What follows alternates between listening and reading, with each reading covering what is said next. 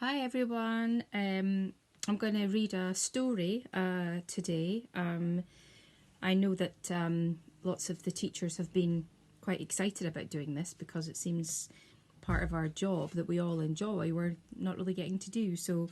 Obviously we can't share it with you, but we can share it with you virtually. So this is a quite a rude story, but I think you'll enjoy it because it's really quite funny. It's all about this little mole, and when I show you the front, you'll maybe guess what it's about a little bit. So this is the story here.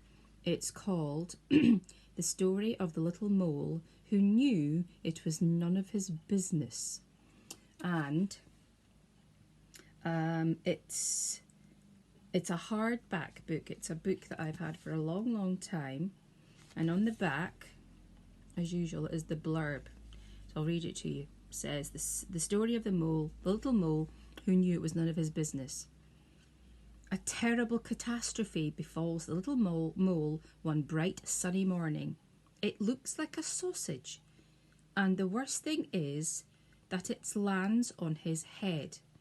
Our plucky little hero sets out to find out who has left their business on his head.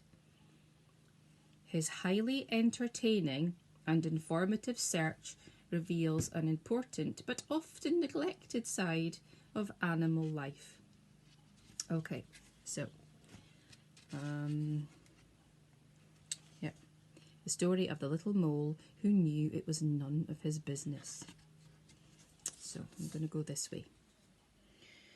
One day, the little mole poked his head out from underground to see whether the sun had already risen. Then it happened. It looked like a sausage, and the worst thing was that it landed right on his head.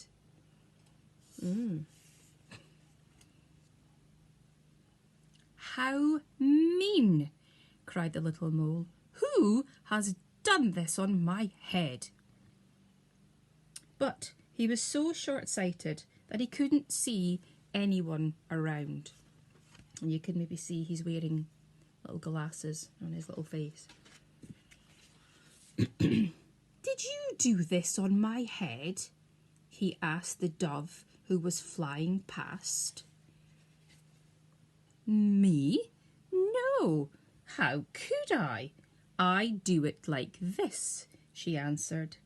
And splish-plish, a moist white blob landed on the ground right next to the little mole. His right leg was splashed with white.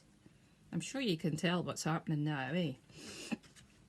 Did you do this on my head? He asked the horse who was grazing in the pasture. Me?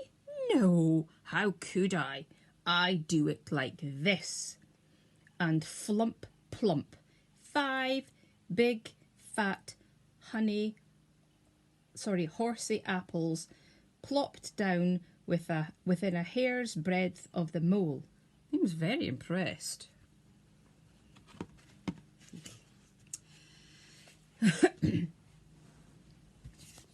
Did you do this on my head? He asked the hare. Me? No, how could I? I do it like this, answered the hare. And rat-a-tat-tat-tat, 15 little round beans shot past the mole's ears. He saved himself with a daring leap.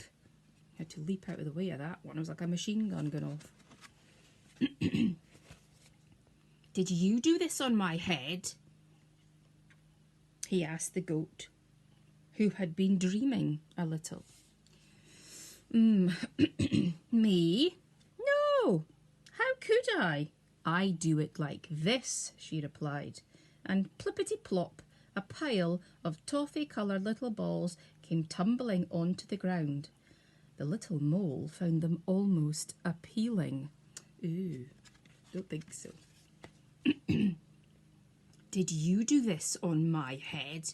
he asked the cow who was chewing the cud. Me? No! How could I? I do it like this. And kersplosh, a big brownish green pancake flopped onto the grass just next to the mole. He was very relieved that it hadn't been the cow who had done something on his head. I can imagine. You don't want a cowpat landing on your noggin, do you? Did you do this on my head? He asked the pig. Me? No, how could I? I do it like this, replied the pig.